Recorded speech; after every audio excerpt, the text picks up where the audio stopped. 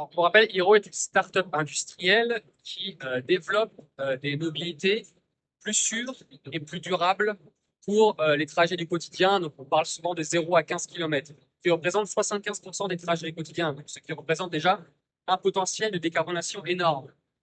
Mais dans un produit, il n'y a pas juste le produit durant son usage qui a d'impact, il y a aussi tout ce qui est sa fabrication en amont. Finalement, quand on regarde autour de nous, tout est industriel.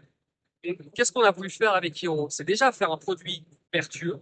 Et en plus de ça, tout le process industriel derrière, on l'a imaginé dès la conception du premier prototype et dès la construction de l'entreprise, de façon à ce qu'il soit entièrement démontable. En fin de vie, avant de penser au recyclage, parce que le recyclage, j'ai perdu, qu'il y a échec. ça veut dire qu'il y a échec, je pense d'abord remanufacturer. Dans un ordinateur, on parle d'une durée de vie ou d'une durée d'amortissement de 3 ans à peu près. Et qu'est-ce qui limite, on va dire, la durée de vie d'un ordinateur? C'est sa batterie.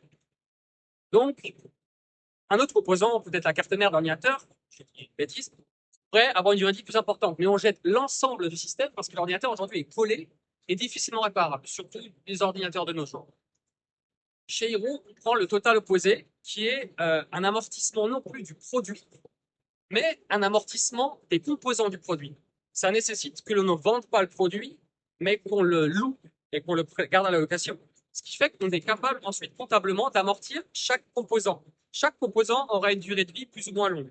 Le roulement à billes, qui est une pièce d'usure, pourrait être changé facilement parce qu'il a été conçu comme ça. Le moteur, qui est un simple bobinage, le bobinage n'aura pas touché, on le gardera. Donc le moteur, on peut le remanufacturer. Ce qui permet, dans un second temps, finalement, d'avoir des avantages écologiques, mais aussi économiques.